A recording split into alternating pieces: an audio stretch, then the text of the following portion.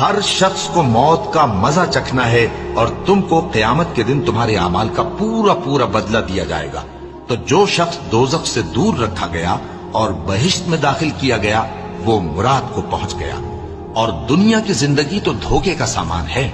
اے اہل ایمان، تمہارے مال و جان میں تمہاری آزمائش ضرور کی جائے گی، اور تم اہل کتاب سے اور ان لوگوں سے جو مشرک ہیں بہت سی ایذا کی باتیں سنو گے۔ تو اگر صبر اور پرہیزگاری کرتے رہو گے تو یہ بڑی ہمت کے کام ہے۔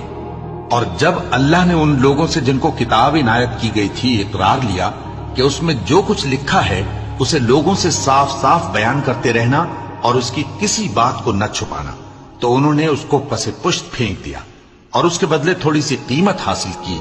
یہ جو کچھ حاصل کرتے ہیں برا ہے۔